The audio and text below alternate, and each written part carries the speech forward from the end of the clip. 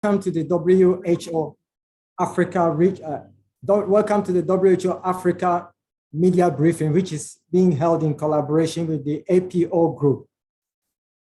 Some few housekeeping rules. You can choose the language that you would like to listen to the press conference by turning on the globe icon at the bottom right of your screen and selecting your preferred language. Yasmina, could you kindly explain that in French? Oui, bonjour à tous et bienvenue à cette conférence de presse de l'OMS. Si vous avez des questions, merci de bien vouloir utiliser la fonction Q&A qui est située en bas de l'écran et merci de bien vouloir indiquer votre nom ainsi que le média que vous représentez.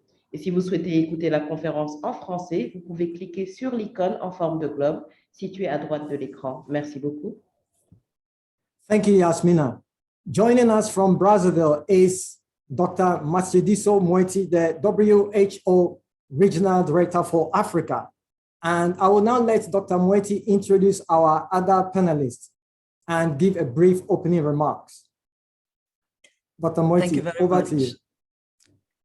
Thank you very much, Collins, and good morning and good afternoon, bonjour, bon dia, and welcome to all the journalists joining this end of the year briefing for 2021.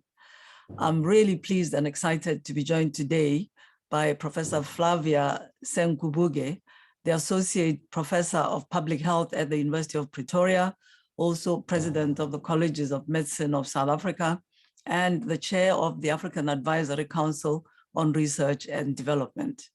She will share her perspectives on emerging pandemic trends in Africa and the outlook for 2022. A very warm welcome, Prof. Flavia. There have now been nearly 9 million cases of COVID-19 and nearly 225,000 reported lives lost in Africa due to the pandemic. Africa is now officially in the fourth wave of the pandemic, which is partly due to the Omicron variant. There's been an 83% surge in new cases on the continent this week compared to the previous week. This is the fastest surge recorded since May last year. We are cautiously optimistic, though, as we are seeing fewer deaths during the early weeks of this current wave when compared to previous surges. Just over 3,000 deaths have been reported during the first 3 weeks of the fourth wave, and that's about half the number reported in the same period during the third wave. Additionally, evidence from South Africa is that while hospitalizations have increased by almost 70% in the past 7 days, intensive care unit bed occupancy rates remain low at 7.5%. Just 14% of hospitalized patients are reported to have needed supplemental oxygen, and deaths have remained low, with only 11 reported yesterday for the previous 24 hours. So mild illness mainly linked to the Omicron variant. However, with the number of new cases hitting record highs as rates double every 5 days, we can't afford to drop our guard.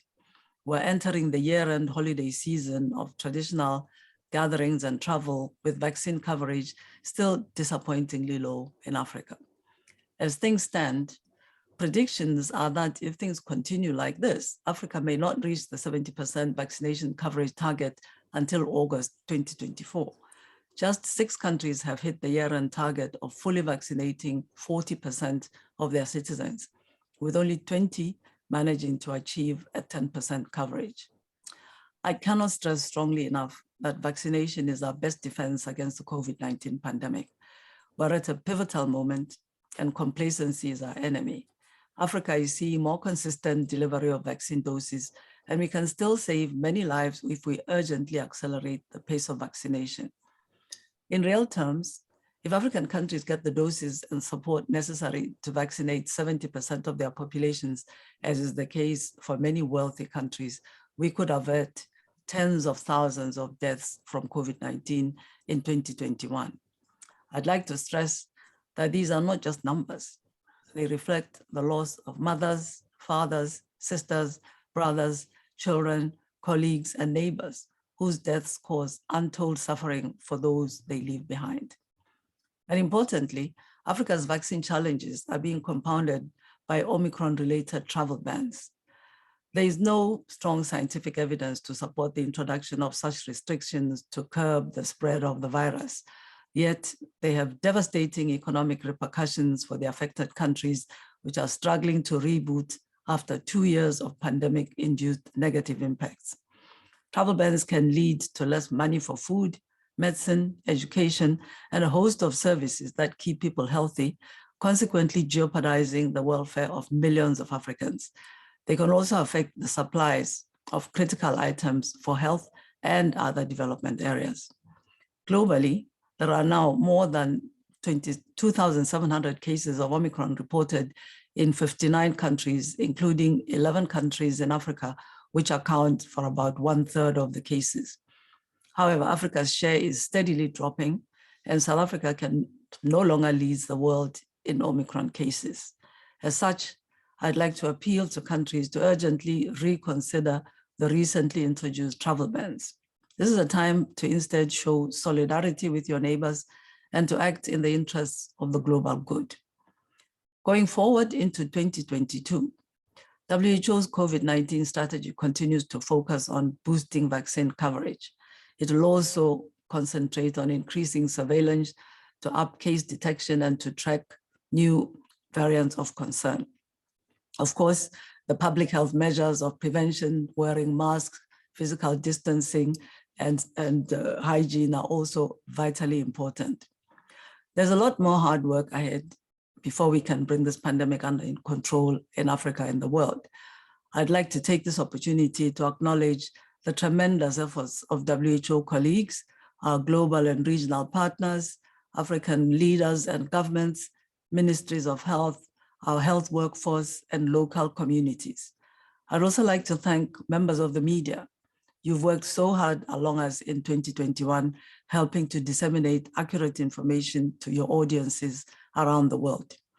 So welcome again to this press conference, and I look forward very much to today's discussions. Thank you, Dr. Moeti. Professor Flavia Sebungobe, please, could you tell us about the trends of COVID-19 in South Africa and the outlook for 2022, particularly with regards to Omicron? Thank you very much, Collins. And I do first want to greet Dr. Moeti and also all the colleagues who are at this webinar, and just to also say all protocol observed. In terms of the trends in South Africa, of course, COVID-19 was introduced in South Africa in the early 2020, and we had our peak of cases during the week of the 5th to the 11th of July. Of course, to date, as Dr. Moeti has just said, we have 13,992 cases, which takes us cumulatively to over 3 million cases. And we have 174,340 active new cases. And the positivity rate, which is the number of tests done that have a positive result, are at 31%. And of course, as Dr. Moeti said, we have, as of 13 December, 11 new deaths, which take us to a cumulative total count of deaths of 90,148. I must stress and say that many of the new cases are in our province of Gauteng, followed by KwaZulu-Natal.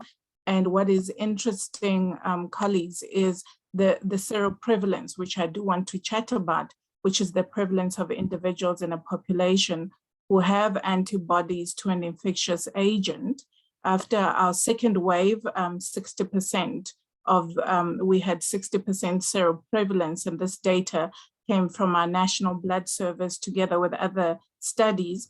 And our modeling colleagues estimate that we had 70% seroprevalence after the third wave, and an unpublished study, which is going to be published in the coming weeks, that has been done in the Gauteng province, estimates the seroprevalence to be about 80% in adults after the third wave. I do have to mention also, in terms of the vaccination coverage, as of 13 December, 40% of South Africans have received their vaccination dose and 25% are fully vaccinated. We are battling in terms of whether you call it hesitancy or indifference, but there is a concern in terms of the uptake of the vaccine. And so in essence, when we come to the findings on Omicron, if we take the 4 epidemiological periods from 13 November to 4th of December, we had an exponential rise in COVID-19 cases, and we certainly are in the 4th wave.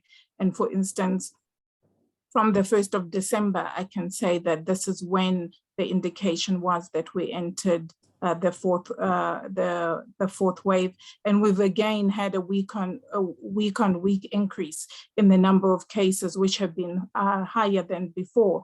And as I said, the test positivity rate within these 4 periods started from 1.4% all the way up to 31%. And if you look at the Gauteng data, it's actually even higher than 31 to 33.9%.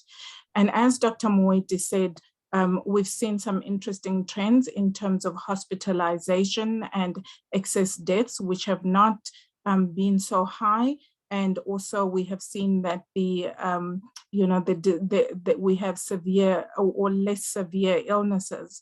And among those who are admitted in our hospitals, they have a lower requirement of oxygen, lower ventilation, and we certainly are not seeing this high number of ICU or high care, which really just shows us in these early indications that indeed the illness may be less severe. Early on in the 4th wave, we did see, especially among the children who are less than 5 years, having an increase in terms of admission. But now, currently, we are seeing it, the trend turning towards adults. And so all our admissions are mostly in unvaccinated individuals. And again, a case in point, as Dr. Moeti was saying, for vaccine access and solidarity across the globe to ensure that the Africa region does get access to vaccines. I must also add that in terms of the admissions have a shorter duration, or what we would call length of stay, because previously we, on average, the admission or length of stay was averaging about 9 days. But right now, in children, it's about 3 to 4 days. And in adults, it's between 4 to 5 days. And again, an indication of perhaps less severe disease.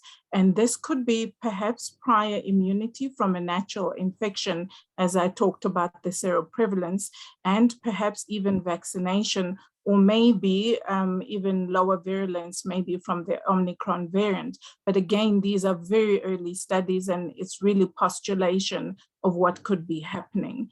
And in terms of the COVID-19 outlook, Collins, for 2022, I think the first one has got to be global solidarity for vaccine access.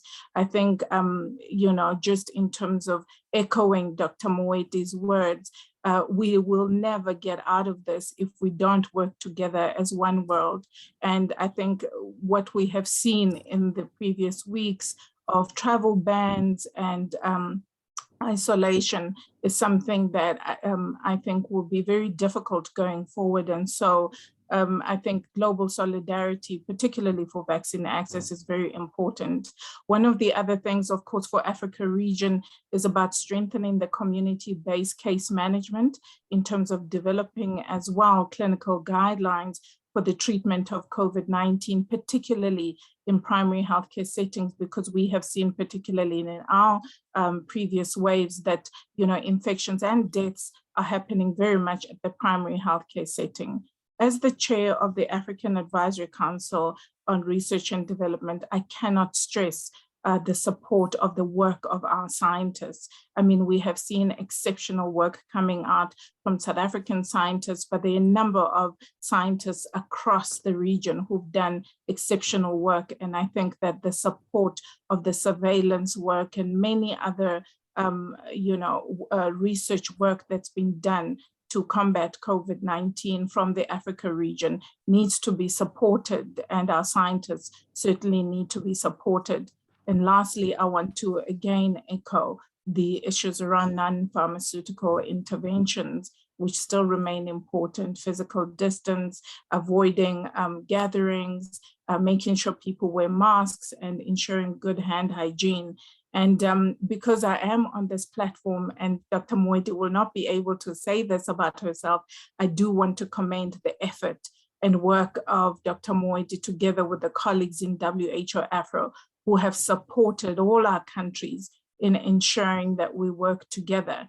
And I do want to echo the support and the thanks in terms of the media and all other stakeholders, the scientists, the frontline workers, the community workers, and each and every single person, including the grandmother in the village who may not be known by anybody, who's taking care of the family and ensuring that they are safe during this period. Thank you. Back to you, Colin. Thank you, Professor Flavia Senkubuge. Now that we have heard from all our panelists, it's your turn to ask your questions. To do this, use the Q&A function on your Zoom application. Please remember to provide your name and the name also of the news outlet that you represent. Just to let you know, we also have on hand Dr. Fiona Atuhebwe, who is the new Vaccine Introduction Officer of WHO. We have Dr. Tieno Balde, who is the Incident Manager for the COVID-19 Emergency Response in Africa, and also Dr. Nixie Humede Moelexi, who is the Regional Virologist. Now, we've got a question from CGTN, and this question goes to, I will invite Dr. Moeti and Dr. Fiona Atuhebwe to respond to that. The question goes is, we are seeing the new Omicron variant spread so fast in some parts of Europe, despite the majority of their population having been vaccinated. We know Africa has been behind on that front. To what degree is Africa being threatened by the new variant? I will invite Dr. Moeti and Fiona to respond to this question. Yes, thank you for that question. As we said, we have 11 countries that have identified that the Omicron variant is present in these countries, including not only just in Southern Africa, it's been detected, for example, in Nigeria as well. And so, of course, we recognize that African countries are at risk of having the variant emerge, as has happened in European countries, and it is spreading in countries around the world. I think a couple of things. Of course, we initially saw, due to the work done by scientists in South Africa and Botswana and the immediate reporting that they did of the presence of the variant, this variant seemingly emerging in Southern Africa. There are questions about it having been detected in samples that were taken in some other countries in Europe earlier, and therefore the fundamental question, where is it emerging? I think we need to think that the entire world is vulnerable to the emergence of a new variant, but we need to put the risk in perspective, as has been expressed by Professor Flavia and myself, based on the evidence that we are seeing. At the end of the day, the reaction to the emergence of a new variant needs to be linked to what we are starting to observe in terms of the risk that it presents to lives, about overwhelming health systems in countries, and the disruptions that it will make in economies in countries. As Prof. Flavia said, the evidence is a bit early, but we are somewhat becoming reassured that this seems to be mainly causing mild illness. So indeed, Africa is vulnerable. Many people in Africa have not been vaccinated. The virus is spreading very fast, including in places where people have been vaccinated. It is causing relatively mild illness, particularly among those who are vaccinated. Thank you, Dr. Moeti. Dr. Fiona Atuhebwe, would you like to weigh in on that? Thank you very much, Collins. I think Dr. Moeti has said it all. But we also need to note that for Omicron, we have been testing more in certain populations that have higher rates of vaccination. For example, international travelers who most countries are requesting to be vaccinated, and these are being tested both before departure and in many countries on arrival. So if we test more vaccinated people will definitely turn out positive.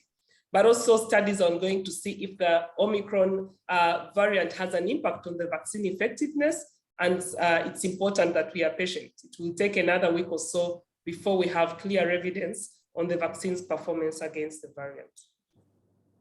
Thank you, Fiona. The second question from CGTN is that we are approaching the end of 2021, and as a continent, we have vaccination targets.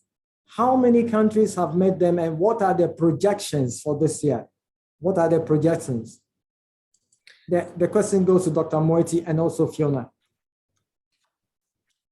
Yes, I will pass that question over to Fiona. I mean, clearly we had, as WHO proposed to countries, and they accepted, having covered 40% of their populations now with the second dose. So having sort of completely protected with 2 doses where it's necessary, 40% of their populations. I believe only 10 or so countries have managed to reach that target in Africa. So we clearly have a lot of work to do, both on ensuring vaccine availability, that solidarity that we talked about. And let me stress solidarity, not only in terms of those donations, but also in freeing up doses that countries have secured for the African Union and African countries to purchase. So I think we need to be very clear that we're not just asking for charity and donations, which is very welcome, but also freeing up the supply so that countries who have worked very hard to put together the resources can purchase these doses.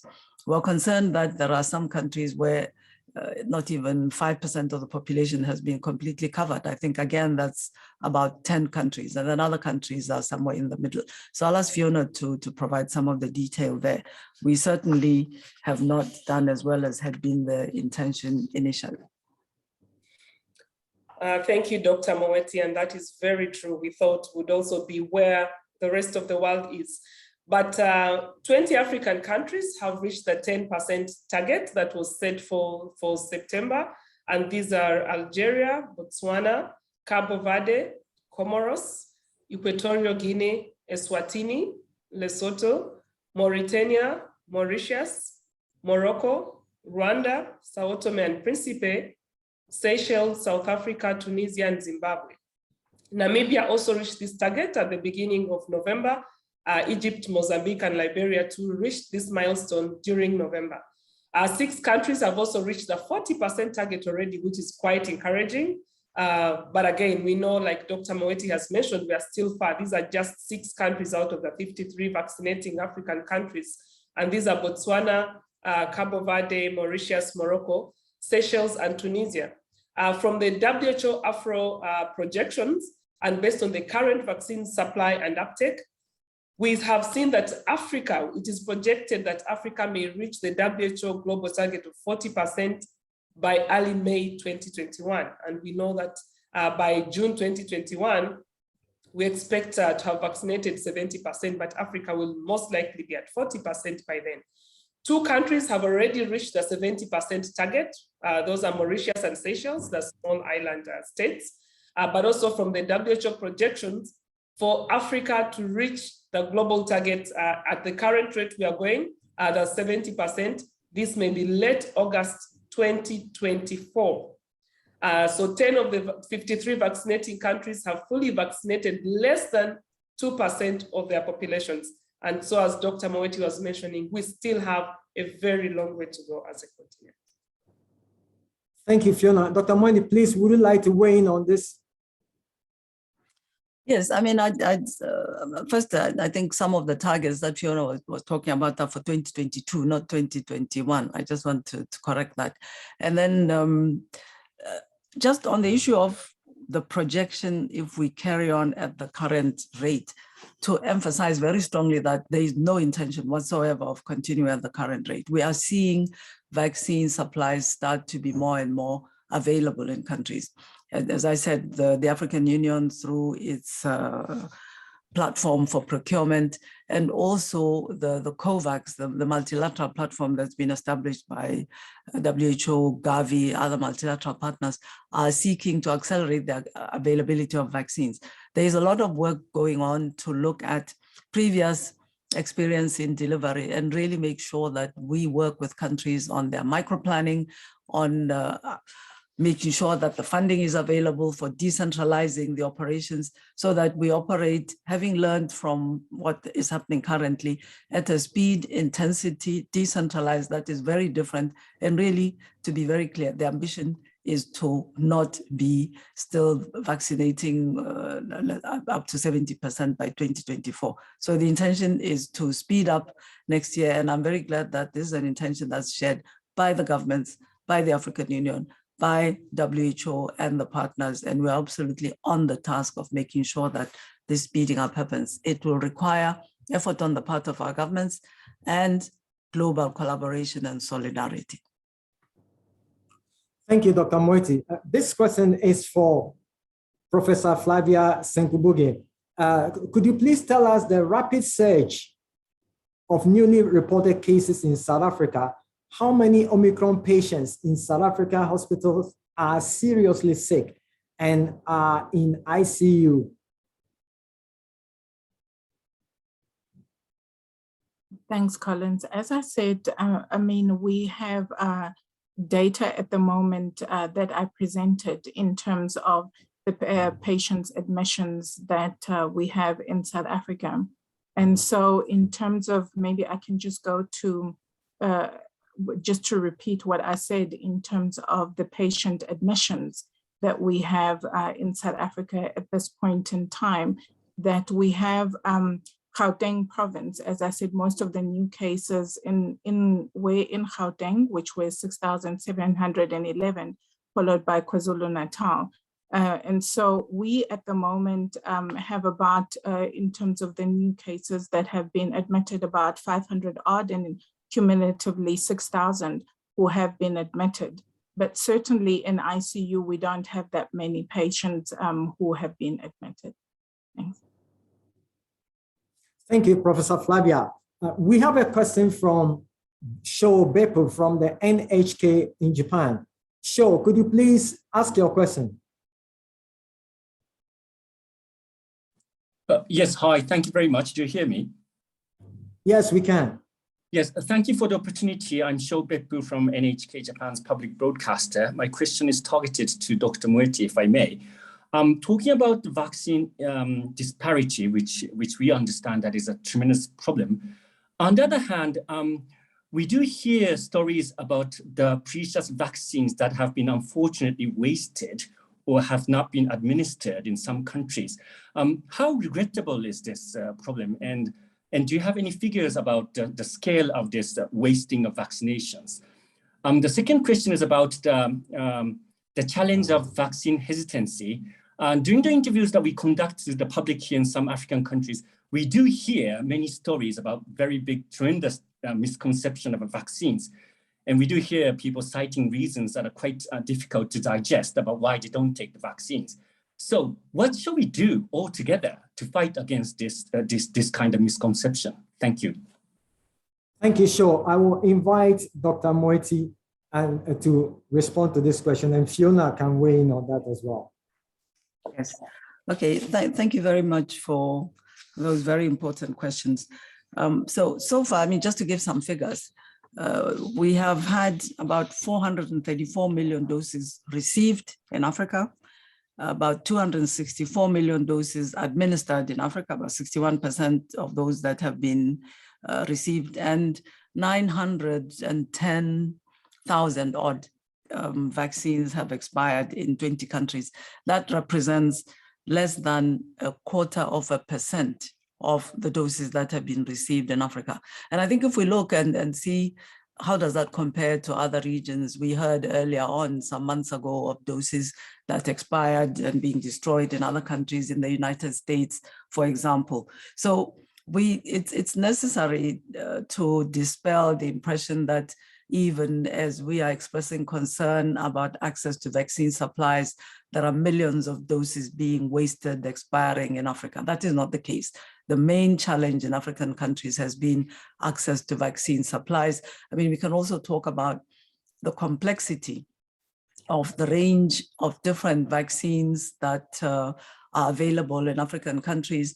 Sometimes, because of the supply shortages, the challenges in terms of predictability, when a vaccine is being delivered, what type of vaccine, and the need then for countries to prepare to deal with a variety of vaccines that have differing requirements as far as such things as cold chain are concerned, the type of syringes that are needed are concerned. So it means planning for the operation of vaccine delivery has been extremely challenging for African countries. And there is a great deal of concern now about ensuring that the vaccines that are being delivered in African countries have an adequate shelf life to enable the delivery operations to be undertaken in such a way that we minimize the expiry of vaccines and what might be considered as the waste of vaccines. Certainly, there is vaccine hesitancy, vaccine denial among people in Africa, as there are in many parts of the world. I think we've seen really dramatic manifestations of some of this in some higher income countries, people demonstrating, some politically inclined groups really very strongly against vaccines. We know that there are people who are hesitant, who need better information, who need some reassurance, and who then will accept to be vaccinated. We also know that there are people who, for various reasons, for ideological reasons, are against being vaccinated. And there is a very strong group of people that are deliberately spreading misinformation about vaccines in terms of danger, risk, and whatever. And we are working on this as WHO with our partners. We have an infodemic response initiative where we're working with some of the media outlets, monitoring what information being exchanged on the social media and ensuring that we provide the correct information through our website and in the social media as well. It is indeed a very important area that needs consistent monitoring, listening, communication, and really communication at all levels, by ourselves and our partners, by the political leaders in countries,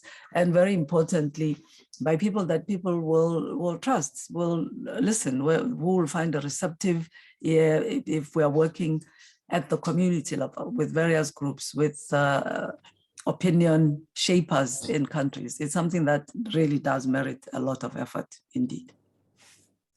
Thank you, Dr. Moeti. Dr. Fiona, would you like to add something to what Dr. Moeti has said? Thank you, Collins. I think Dr. Moeti has mentioned most of it, but just to add that in December 2020, we launched, actually Dr. Moeti launched the Africa Epidemic Response Alliance, which is an alliance of several partners in Africa that came together to ensure that we deal with this infodemic on the continent. Both the alliance, we also have the ViroFacts Team African Network. So both this Africa Infodemic Response Alliance and the ViroFacts Africa work in close collaboration with a network of trusted public health institutions to quickly detect and react to the spread of this misleading information and rapidly disseminate factual content. So this is ongoing, and we do now appreciate that most of the information that people get is from social media, and we're also getting through to social media, but also these press conferences, issues like these press conferences are not happening by coincidence. It is because we want to put out the right information and through the media, because people believe in you to get the right information out there. Over to you, Collins. Thank you, Fiona. The next question is from Larry Madowo from CNN. And Larry wants to know that this question will go to Dr. Nixie Moelesi. The question is, do you know how many people have died of the Omicron variant in Africa so far? And what percentage of global Omicron cases so far are in Africa? Dr. Nixie Moelesi, could you kindly respond to this question for us? Thank you so much, Collins. As far as our knowledge is concerned, I don't think we've got any case that has been confirmed that a person has died because of Omicron. In terms of the recent global cases that have been reported, I think we've got about, as of today, we've got about more than 3,000 cases that has been reported globally. And as Dr. Moeti mentioned earlier on, that we are seeing also some of the international countries now that have been overtaken South Africa in terms of the number of cases. So in total, altogether, we've got about more than 1,000 of cases of Omicron that has been reported in Africa, of which 900 of those are coming from South Africa.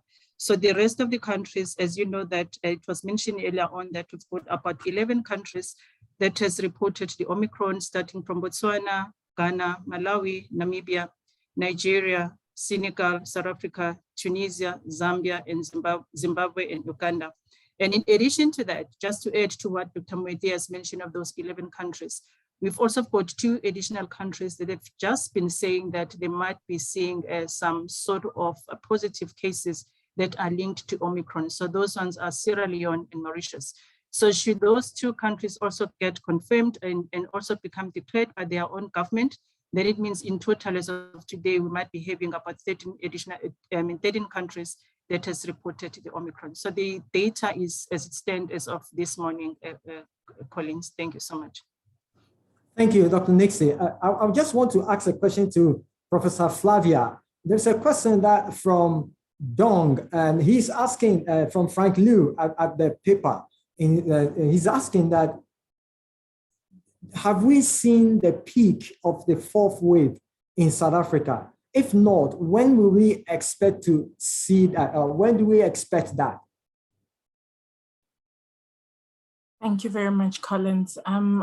We're really not sure, right, whether we have seen the peak or not, but we do know that we've entered the 4th wave, as I said, from the 1st of December.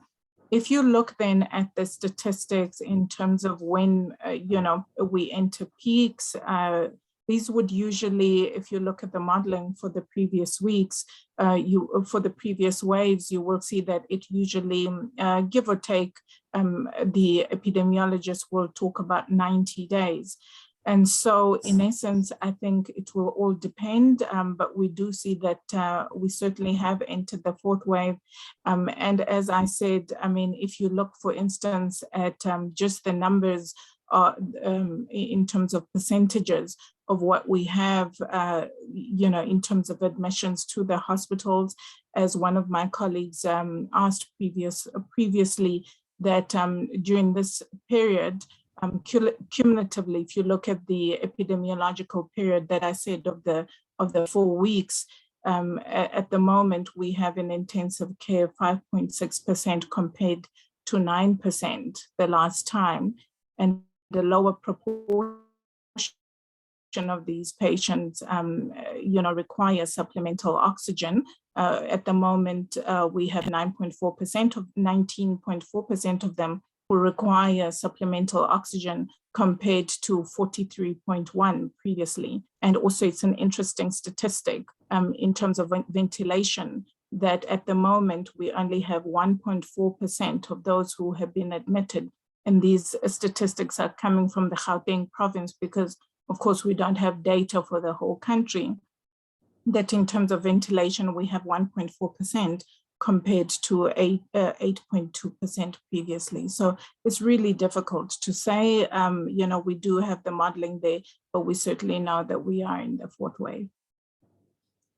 Thank you so much. We have a question from Deborah Kolawole from the Punch newspapers in Nigeria. And I will invite Dr. Moeti and Dr. Balde to respond to this question. Now, the question is, now that Africa is officially in the 4th wave, we have also started experiencing a rise in figures in Nigeria. With the incoming festive period, would limited restrictions be advised? Introductions of restrictions in gatherings, and also would community testing also be recommended? So this question goes to Dr. Moeti, and Dr. Balde can weigh in. Yes. Thank you for that question. I mean, indeed, we have started to see a fourth wave. We call it the fourth wave in Africa, but we're not seeing all countries indicating an increase in cases. In fact, it's mainly been in Southern Africa, linked to the Omicron variant mainly, we think, and also we have on and off seen a few weeks ago, it was in Central Africa where the increase in cases. We're seeing now some increases in some countries in West Africa. It is a concern that these increases are happening before the people start moving, traveling for the festive season. So that means that we really need to be preparing in those places where we started in increases and seeing increases to make sure that these do not get out of control. Indeed, if it is necessary, it might be useful to impose local restrictions, particularly in terms of gatherings indoors, and ensure that some of this is driven by people themselves. People need to know that if you're going to gather, particularly if you are not vaccinated, then you stand at a higher risk of being infected. We also need to combine those measures that are imposed with encouragement, support for people to take the public health measures to themselves, protect themselves, because we know that these are effective measures. I think overall, we have seen very severe economic impact in Africa from the severe lockdowns that were imposed in the earlier stages of the pandemic. And we are advising very strongly on the really local measures that are essential, support to the population to use the very effective public health measures. And indeed, wherever it's possible, it is a very good idea to do community-based testing, because then that helps us to track where the virus is circulating, the degree to which people might already have been exposed to the virus, and enables then the adjustment of the public health and other measures in order to contain the disease with a minimum of disruption on economic and other activities that are so essential in our countries. Thank you, Dr. Moeti. Fiona, could you kindly weigh in on this? Fiona. Sorry, I wouldn't have much to add, Collins. I think Dr. Moeti has done justice to that. Probably Dr. Balde would have more to say. Dr. Balde, would you like to weigh in on this? Yeah, just a few additional elements. I think the new ones here is to mention that this is probably the fourth wave, and the region went through 3 different waves, so a lot of things have been also learned. And when we see the dynamic of the wave, which really started in Southern African countries and then moved to East Africa and then to West Africa, as the journalist mentioned, like currently in Nigeria, we are seeing currently a kind of upsurge of cases in those countries such as Nigeria, but also the other countries like Mali and Burkina Faso, linked or not linked really to the Omicron. But at the moment, so we are having the combination of these two elements. We have the Omicron, but also the upcoming festive season. So definitely all of these measures need to be taken and encourage colleagues, and populations to adapt, these public health and social measures. So from the WHO end of point of view here, this action about monitoring the situation in all of these different countries, I think this is one of the major elements, and obviously capacitating those countries to be more ready, to respond to any upsurge of cases. And obviously the component of the risk communication and community engagement is something which is very, very important, and the component also on the surveillance and to see wherever there are these upsurge of new cases, therefore, to roll out all of the different response measures. So I think these are some few elements that we might need also to take into consideration while going into the next year. Thank you, and back to you, Collins. Thank you, Dr. Balde. The next question is from Le Monde in Paris. And I will invite Dr. Fiona Atuhebe to respond to this question. What can we say about the deliveries of vaccines to Covert, both in terms of doses promised by rich countries and doses purchased by the Covert facility itself? Did they witness any acceleration? That is, did they witness any boosting of their activities? And did the Omicron variant change the path of their deliveries? Over to you, Dr. Fiona. Thanks again, Collins, and that's a very pertinent question. So as Dr. Moeti had mentioned before, the African continent has received more than 350 million doses of the COVID-19 vaccine, different types of vaccine doses. And we need to note that about 80% of these doses were all received in the last 4 months.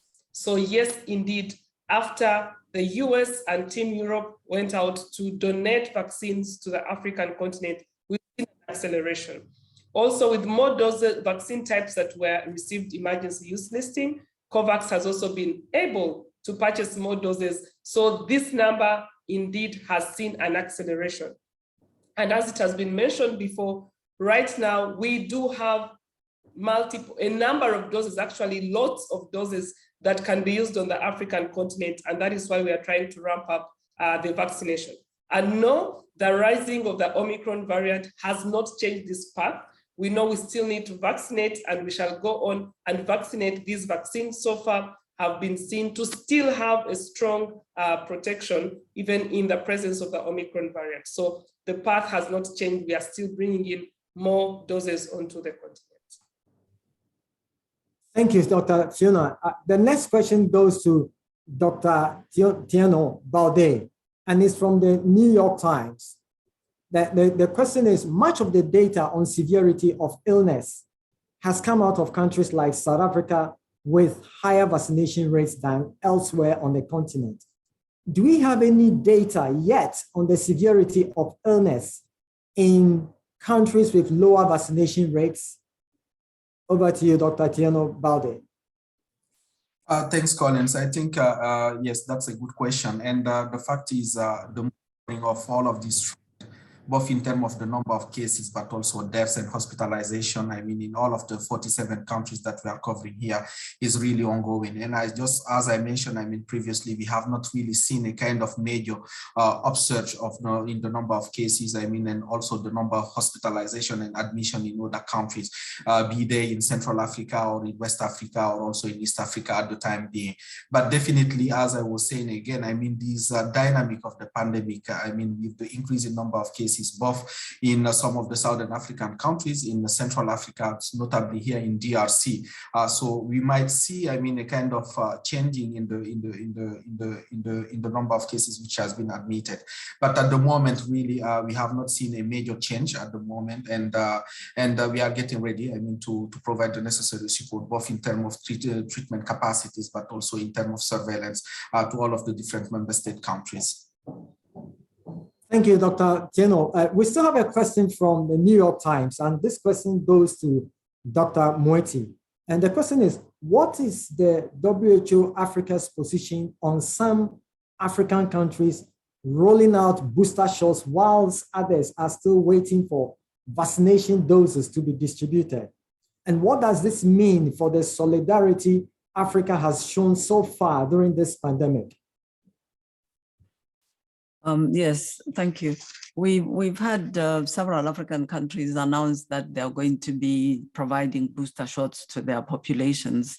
And then I think one of these is South Africa, which has essentially been the epicenter of the African pandemic. It's been by far the worst affected country by various waves in terms of mortality, etc.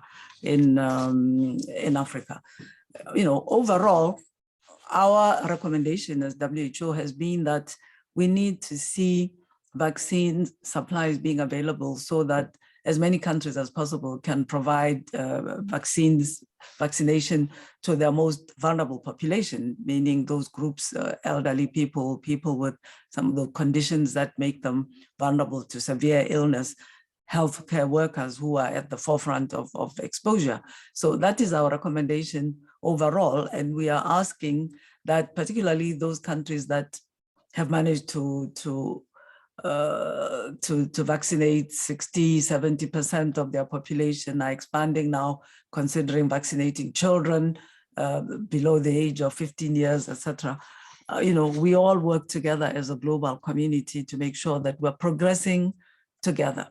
So I would send out the same message worldwide to say, let us work together to make sure that we minimize the impact in terms of deaths, the impact in terms of economic turn down in all countries, by working collectively to make sure that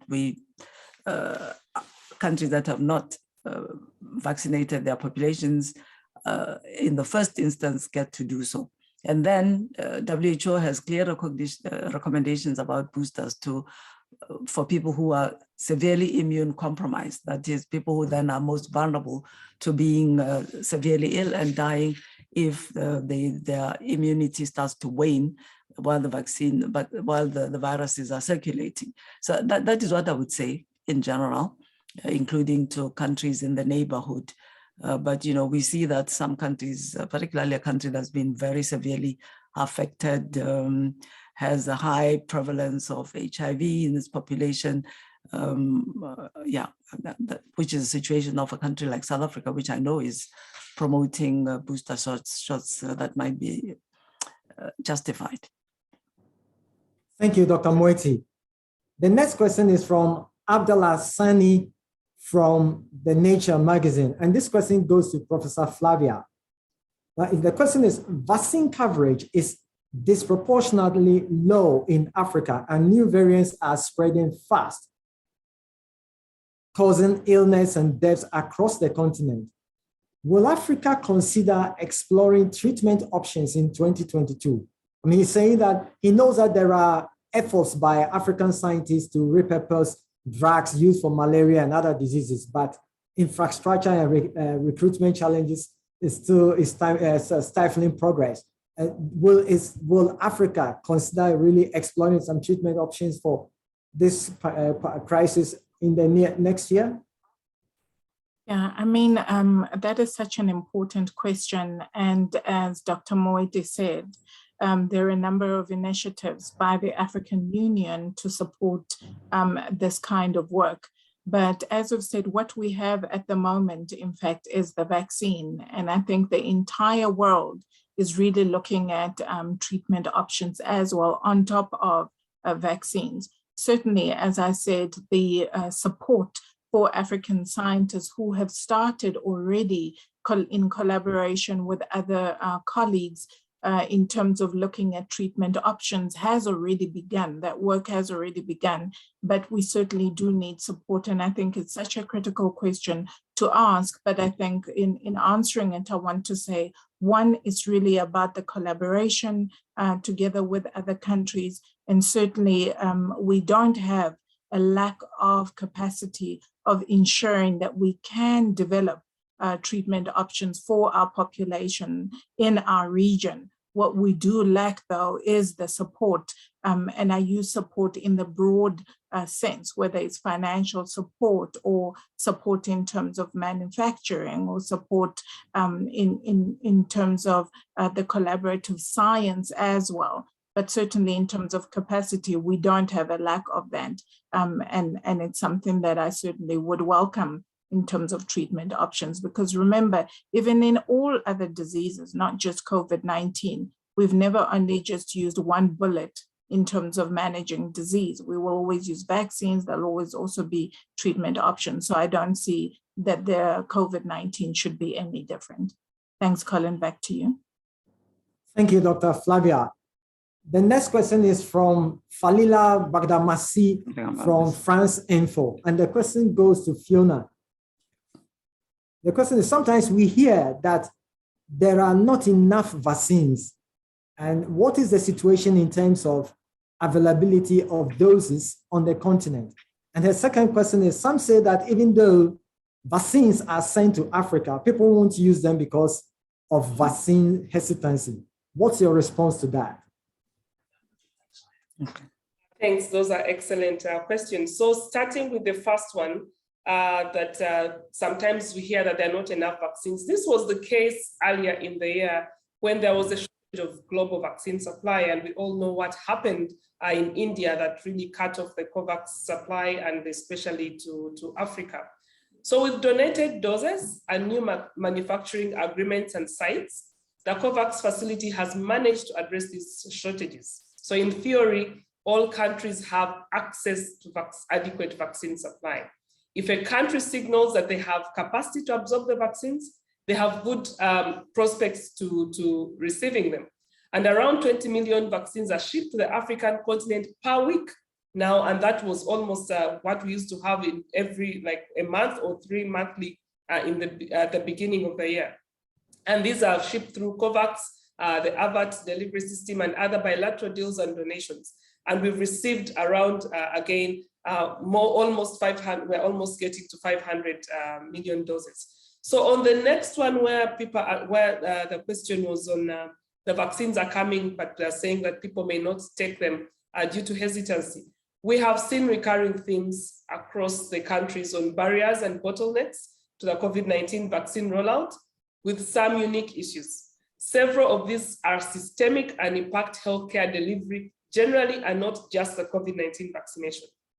Yes, vaccine hesitancy is present in some countries, and we did go out to understand what is happening. Like Dr. Moeti mentioned, we have found that there is inadequate community engagement and inadequate response to addressing people's concerns around the safety and side effects of this vaccine. And these are issues that drive hesitancy.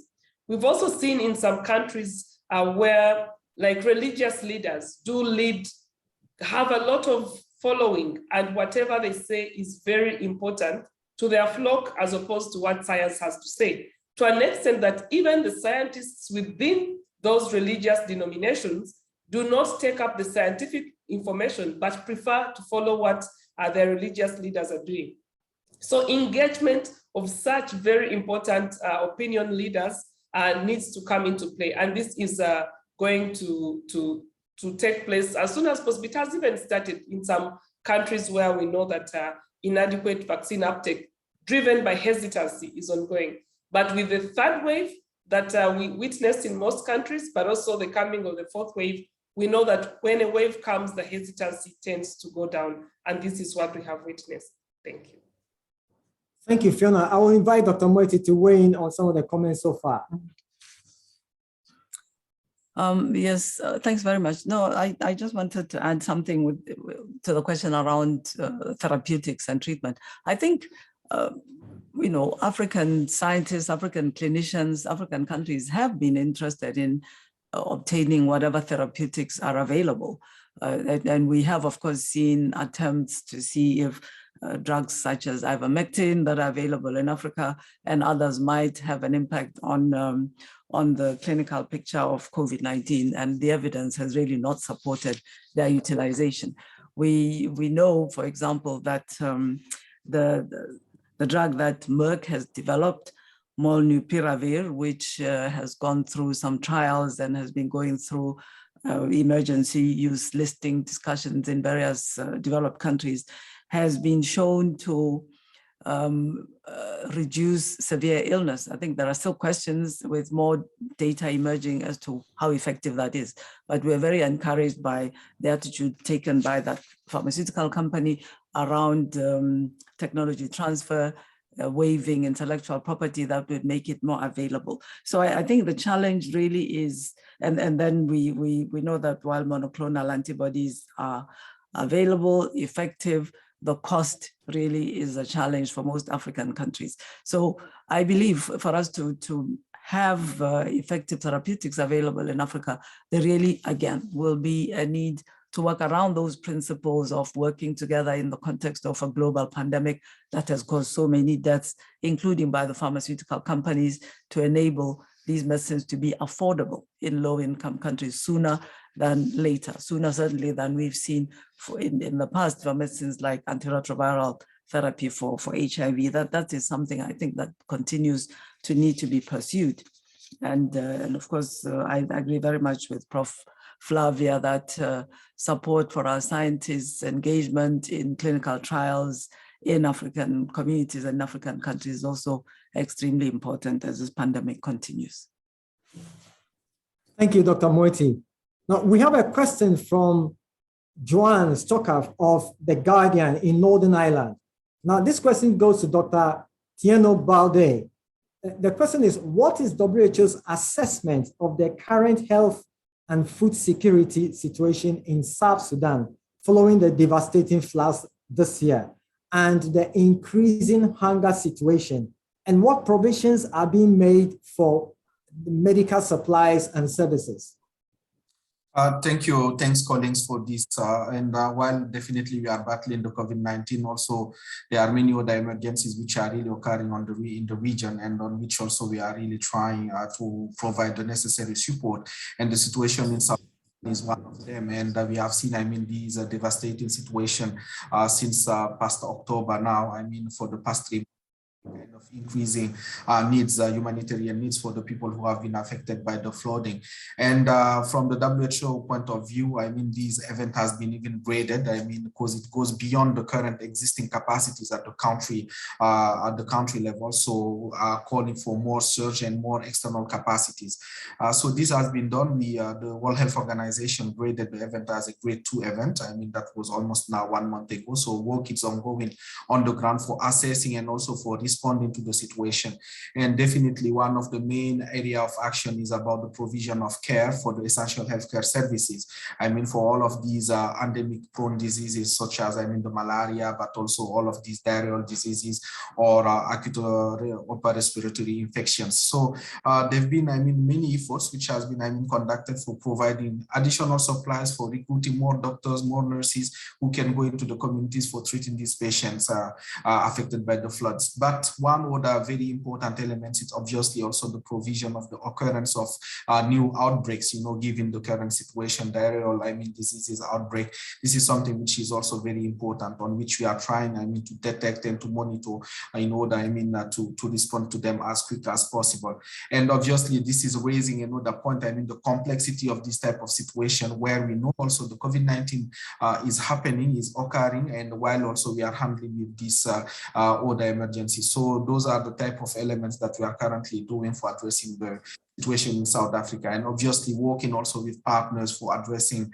the nutrition component. This is also when the cases become kind of severe acute malnutrition, where how can we really support more on the provision of appropriate care for the affected people by the flooding in South Sudan.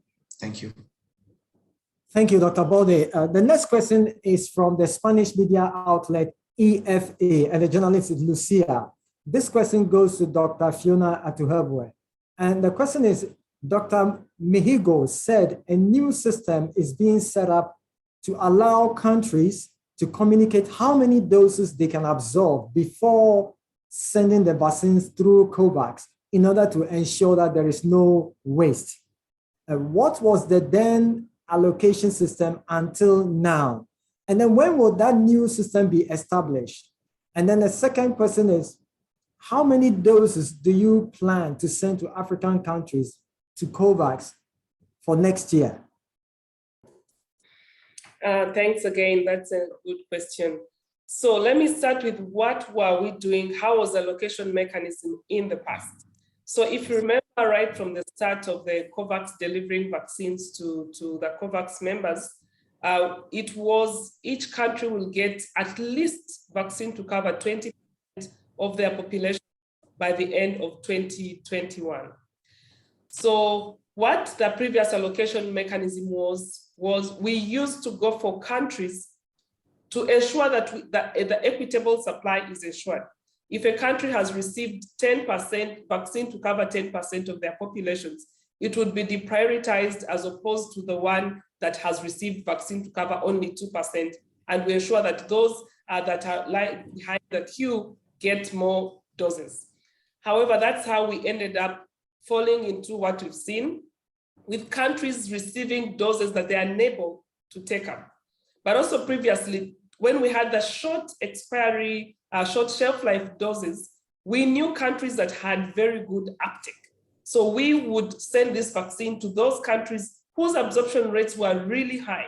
So, and the more we had with the short expiry doses, that means that particular countries were receiving more doses than other countries. Then when we decided to follow this equity part, where everybody is pushed along the line to ensure that we get to 20% of their populations, there are countries that couldn't absorb these vaccine doses, and we still gave them the doses in the spirit of equity, and they couldn't use them. So now the COVAX facility has put in place a mechanism to, it is called, there's a platform, a COVAX platform, where countries get in there All the WHO emergency use listed vaccines, approved vaccines are, and the country will tell us what vaccine type is their highest priority, and then what would also be desirable. So with this, we also ask them, given their absorption capacity and the plans they have in place now, how many doses do they think they can consume in the next 1 month, in the next 2 months, taking into consideration people that are still waiting for their second doses and all that, their budgets and what they have in place. So we've given them a chance. This has already started. We've given them a chance to actually go ahead and give us this information. Right now, the allocation follows this. How many doses are we planning to ship next year as the COVAX facility? We are planning to give countries actually as many doses required to meet the global targets, because the funds that we have for the purchase of vaccine, but also the doses that have been donated to us, the COVAX facility, are able to meet these huge percentages. So the more we receive doses, the more we also have more funding. We also had funding that is secured for 2022. We hope to get more than enough doses to meet the global targets through COVAX. Thank you very much. Thank you, Dr. Fiona. Just let you know that we will be wrapping up shortly. We just want to take some few questions and then we'll wrap up shortly. The next question is it goes to Dr. Nixie. And the question is from the Media Hack Collective. And the question is, when WHO Africa notes the emergence of variants such as Omicron in African countries, what definition does WHO use to indicate that a country has detected Omicron? Dr. Nixie, the floor is yours. Thank you so much. Thank you so much, Collins. This is quite a very, very important question that we need to get a very clear statement to our journalists as well as to the people that are listening to this press conference. The WHO is using a strategy that once the virus or the samples has been detected, showing that it's got a proxy or a marker of a target failure in the spike protein, that virus needs to be prioritized for sequencing. So with that, we are trying to rule out any other information that they might, if they can use the PCR diagnostic method, stating that that is an Omicron, and then it turns out not to be an Omicron. The reason for that, previously the same marker was seen when they were doing some molecular testing for viruses, where the Alpha variant was also showing the same S gene target failure. So therefore, to use the PCR or the diagnostic PCR to say that a virus or that sample is an Omicron might even misleading. We have seen this similar situation taking place in many countries where they were using the diagnostic PCR. Apparently, there was a failure in their S gene, which is a part of the genome of the virus stuff that you're talking about here.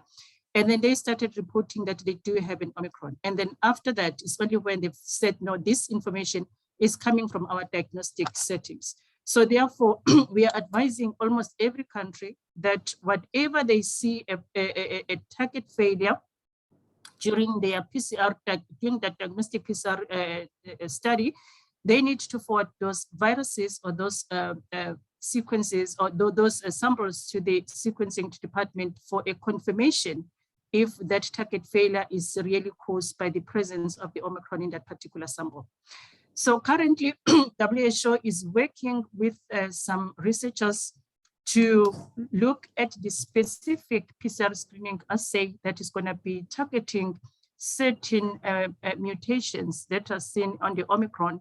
And then that's the only PCR that once they've got the results out of them, then they've got all the permission that they can report that particular sample it's actually positive for Omicron. But so far, all the results that has been reported, especially even in Africa, as well as also internationally, they are based after the confirmation of the genomic sequencing. So therefore, the definition of WHO until further notice or until further guidance has been given to the countries, any sample that is having a target failure at the S gene area that sample needs to be referred to the sequencing department as soon as possible, and it shouldn't be reported as an Omicron. They can say they suspect an Omicron, or they sort of like a sample is showing some target failure, but it is not a confirmed Omicron results that the diagnostic PCR is revealing up until it's confirmed by genomic.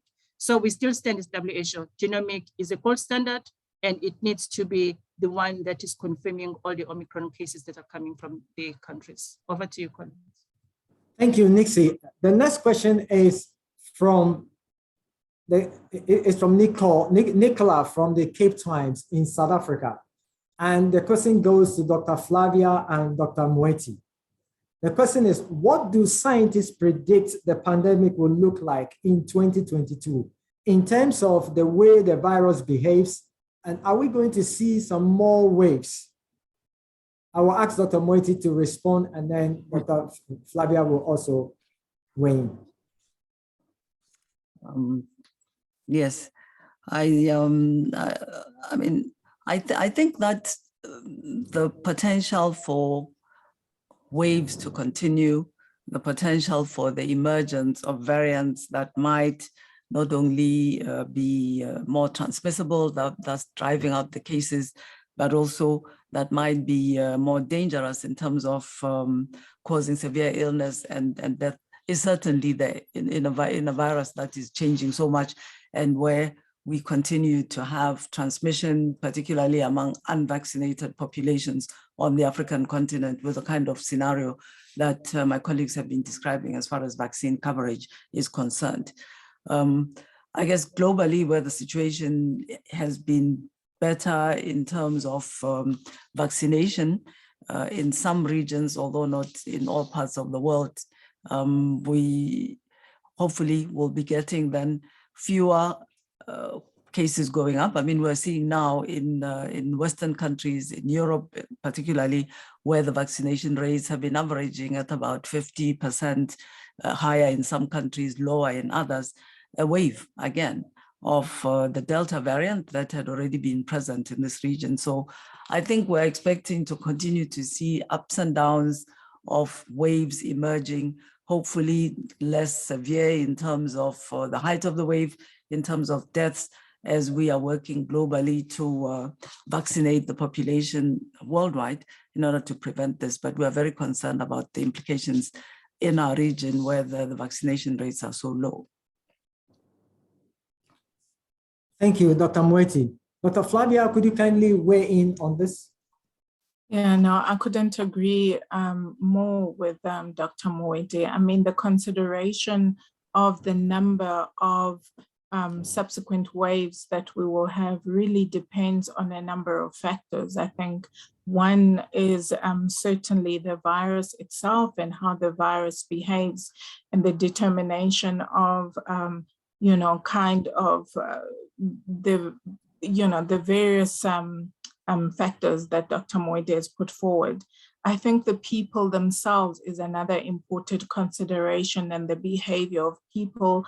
There has been a global promotion of non-pharmaceutical interventions, but I think that if populations do not adhere, regardless of their status, again, I want to reiterate that being vaccinated does not mean that you are not going to contract COVID-19. And so I think that the issue of people behavior, as my colleagues, Dr. Fiona have been saying, and Dr. Balde have been saying, the issues around how populations behave is a very important consideration. And I think the other one, I kind of want to put it as the response, and it's whether it's a macro and a micro response. Macro meaning, what do the leaders do when they are faced with evidence that is there in terms of this is what the virus is doing? And so I think the leadership and leadership response is something that is particularly very important. And I think the support as well in terms of at a micro level of the number of community projects that we put in place, particularly as we say, supporting the primary healthcare infrastructure in terms of dealing with with the, you know, with COVID-19 will be very important. So I think, again, I think as to just agree with Dr. Moeti, if these things are not in place, certainly I think in terms of prediction, because when you do the prediction in terms of modeling, you put in a number of indicators, and some of them are these ones that I've spoken about that will determine when we are going to have a next wave and how soon we're going to have the next wave. And sometimes the modelers can even go as far as to say how big that wave will be, depending on the various indicators that I've spoken about.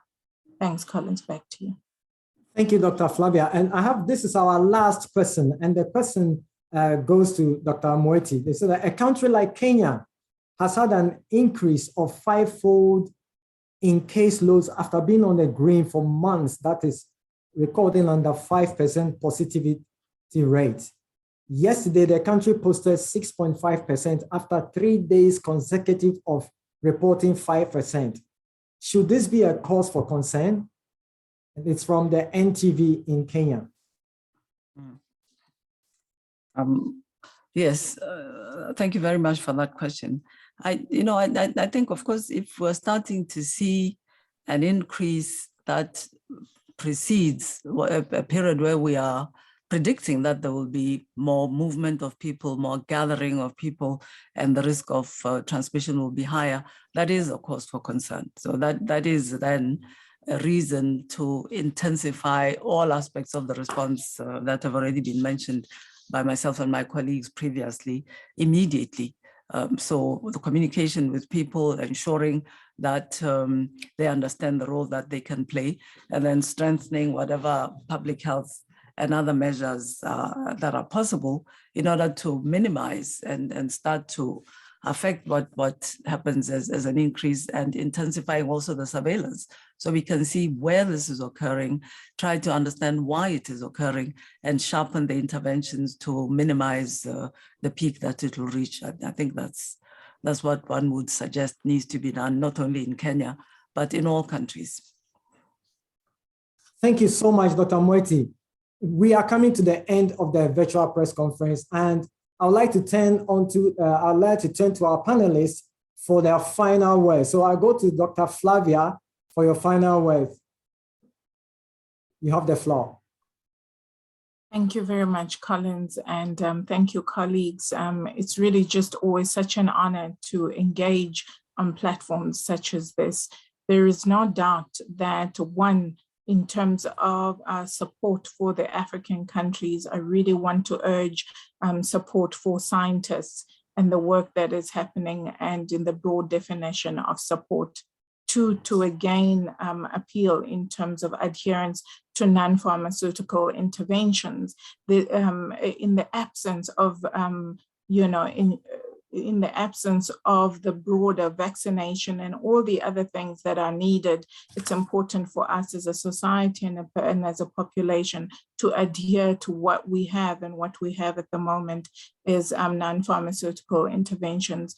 Again, to reiterate the issues around vaccine and vaccine access, the global solidarity is something that really, I think, has been reiterated in a number of platforms, and we can't stop reiterating it in terms of working together. There is no doubt that we will never get out of this until we work together.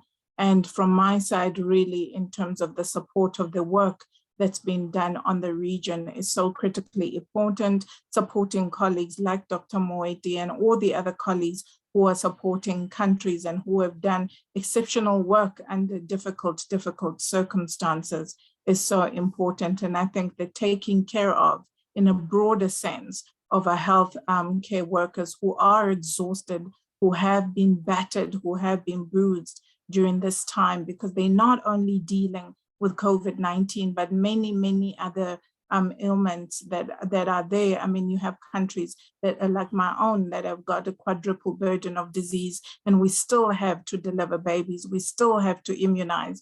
And so the support for healthcare workers is something that's so important. But I think in terms of the silver lining, Collins, is to say, again, from our side as scientists, the gratitude, really, we cannot express it even more that has gone into this, again, the recognition of the evidence and the use of evidence that has come out from scientists in terms of policy and decision-making is something that we certainly value and appreciate. Thank you so much. Back to you, Colin. Thank you, Professor Flavia Senkbuge. I now invite Dr. Moeti to give her closing remarks. Dr. Moeti, yes, the floor is yours. Thanks very much, Collins. I mean, just to start by reflecting that it's been an extraordinary year of ups and downs, of waves of the pandemic, of discoveries of new tools, of collaboration of an extraordinary nature, and of a huge amount of work by everybody who's been involved in this work, starting with Africa's political leaders around the African Union, with ministers of health, with other sectors, ministers, partners that have come on board, the private sector very much so in many countries, and also very much the scientific community. I'll just echo what Prof. Flavia said in the important role that they've played. And finally, people, you know, the mothers, fathers, people in communities, the community leaders, community workers who have really provided tremendous support, leadership in responding to this very challenging situation.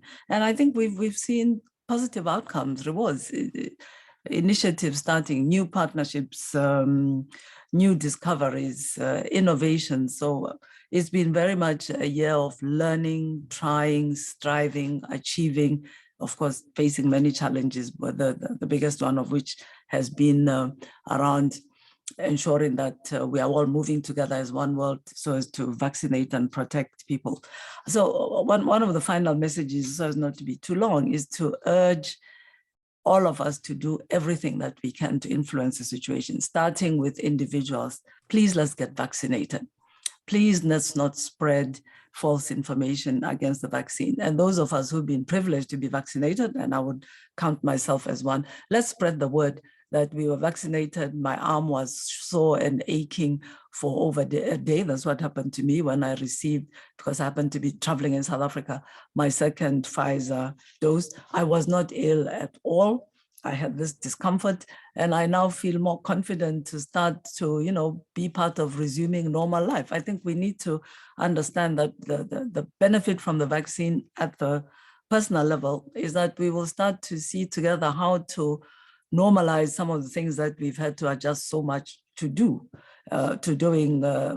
because of the risk of the COVID-19 pandemic.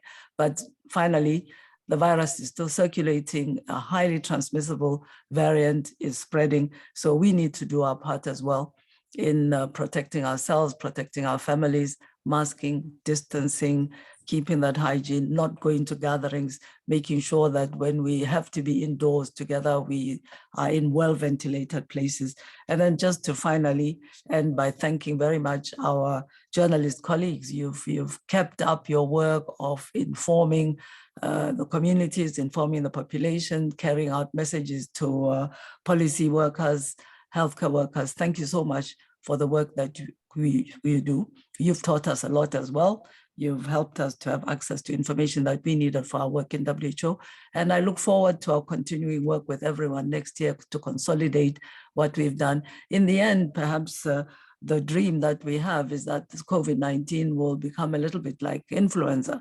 It keeps changing. We need to keep tweaking the vaccines. It's under control and it's not causing the types of waves that we are seeing and the level of mortality, and most importantly, the impact on economies and on all aspects of life. And it becomes something that we can live with.